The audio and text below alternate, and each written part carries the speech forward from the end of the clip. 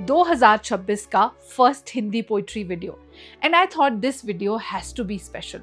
तो ऐसे कौन से पोइट हैं जिन्हें हमने आज तक जिनकी किताबों के बारे में बात नहीं की है और करनी चाहिए। बहुत रिसर्च के बाद मुझे कोई मिले हैं जिनकी बुक्स के बारे में आज हम यहाँ बात करेंगे। Hi, hello, namaste, my name is RJ Manjula and welcome to my YouTube channel where the book that I have for you today ये है बहुत ब्यूटीफुल हमारे अटल बिहारी वाजपेयी जी की चुनी हुई कविताएं हैं इसमें।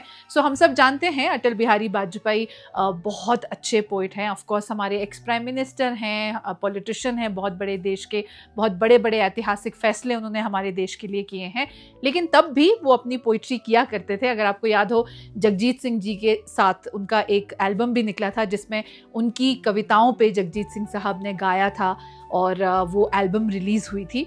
तो आज उनकी अभी तक की लिखी हुई कुछ कविताओं में से कुछ कविताएं मैं आपको इस किताब से सुनाने वाली हूँ। So a little bit about the book. The book also has beautiful life story of Atal Bihari Vajpayee. उनके बचपन की बात है, उनका पोइट्री में शौक कैसे हुआ उसकी बात है, कैसे वो अपने बहुत ही इंटरेस्टिंग किस्से कॉलेज के सुनाते हैं। End of course the book also talks about his father जिनके इन्फ्लुएंस की वजह से वो अटल बिहारी वाजपेयी खुद एक पोइट बने। उनकी देशभक्ति की जो भावना थी, देश सेवा की जो भावना थी। तो आपको अटल बिहारी वाजपेयी जी के बारे में जो कुछ भी जानना है ना, उनके बचपन के बारे में, उनकी पर्सनल लाइफ के बारे में, तो उस पर एक बहुत डिटेल में चर्चा की हुई है जो आपको काफी पसंद आएगी। So the first poetry I have chosen for you is called Hari Hari Doob Par. दूब आप जानते हैं ना, मतलब घास की छोटी छोटी पत्तियां जिन पे ओस की बूंदें जमा होती हैं। तो अटल बिहारी वाजपेयी जी लिखते हैं कि हरी हरी दूब पर ओस की बूंदें अभी थी अब नहीं है, ऐसी खुशियां जो हमेशा हमारा साथ दे, कभी नहीं थी कभी नहीं है। क्वार की कोख से फूटा बाल सूर्य जब पूरब की गोद में पांव फैलाने लगा, तो मेरी बगीची का पत्ता पत्ता जगमगाने लगा।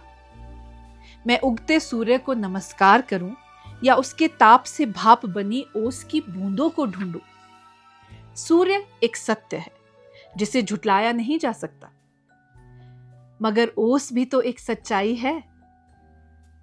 ये बात अलग है कि ओस क्षणिक है, तो क्यों ना मैं क्षण क्षण को जीऊं, कण कण में बिखरे सौंदर्य को पीऊं। सूर्य तो फिर भी उगेगा, धूप तो फिर भी खिलेगी, लेकिन मेरी बगीची की हरी हरी दूब पर ओस की बूंद हर मौसम में नहीं मिलेगी। दूसरी जो पोइट्री है उसका नाम है कौरव कौन कौन पांडव।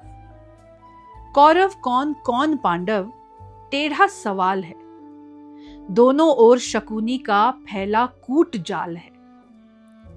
धर्मराज ने छोड़ी नहीं जुए की लत है, हर पंचायत में पांचाली अपमानित है। बिना कृष्ण के आज महाभारत होना है, कोई राजा बने रंग को तो रोना है। The next one is called नए मील का पत्थर।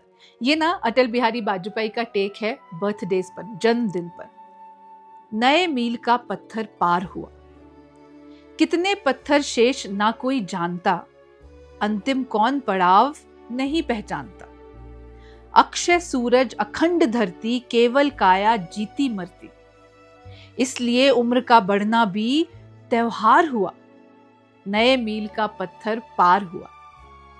बचपन याद बहुत आता है, यौवन रस घट भर लाता है। बदला मौसम ढलती छाया, रिश्ती गागर लुटती माया। सब कुछ दांव लगाकर घाटे का व्यापार हुआ, नए मील का पत्थर पार हुआ। और जो आखिरी पोइट्री मैं आपके लिए लेकर आई हूं इस किताब से, इट्स कॉल्ड यक्ष प्रश्न। यक्ष हम जानते हैं ना, जो सवाल पूछते थे, जिन्होंने बहुत सवाल पूछे थे। तो अटल बिहारी वाजपेयी जी लिखते हैं, जो कल थे वे आज नहीं हैं, जो आज हैं वे कल नहीं होंगे। होने ना होने का क्रम इसी तरह चलता रहेगा। हम हैं, हम रहेंगे, ये भ्रम भी सदा पलता रहेगा। सत्य क्या है? होना या ना होना, या दोनों ही सत्य है। जो है उसका होना सत्य है, जो नहीं है उसका ना होना सत्य है। मुझे लगता है कि होना ना होना एक ही सत्य के दो आयाम हैं। शेष सब समझ का फेर बुद्धि के व्यायाम है। किंतु ना होने के बाद क्या होता है, ये प्रश्न अनुत्तरित है। अनुत्तरित मतलब जिसका जवाब नहीं है, जिसका उत्तर नहीं मिला है। प्रत्येक नया नचिकेता इस प्रश्न की खोज में लगा है। सभी साधकों को इस प्रश्न ने ठगा है। शायद ये प्रश्न प्रश्न ही रहेगा। यदि कुछ प्रश्न अनुत्तरित रहें तो इसमें बुराई क्या है? हाँ, खोज का सिलसिला ना रुके। धर्म की अनुभूति, विज्ञान का अनुसंधान एक दिन अवश्य ही रुद्र द्वार खोलेगा। प्रश्न पूछने की बजाय यक्ष स्वयं उत्तर बोलेगा। सो आई नो कि इस किताब में बहुत शुद्ध हिंदी है, काफ़ी मुश्किल वाली हिंदी है, लेकिन आप हिंदी डिक्शनरी से इंटरनेट की मदद से थोड़ी सी मेहनत करके इनकी पोइट्री समझ सकते हैं, क्योंकि इनकी पोइट्री का जो, ये तो मैंने आपको सिर्फ झलक दी है, इनका जो पूरा कलेक्शन है बहुत खूबसूरत है, बहुत गहरा है। और जो अपनी हिंदी को सुधारना चाहते हैं और शुद्ध और बेहतर बनाना चाहते हैं तो इस किताब को ज़रूर पढ़ें।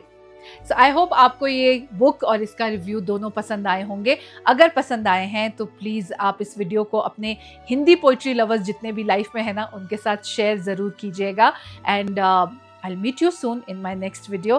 तब तक के लिए पढ़ते रहिए और हंसते रहिए।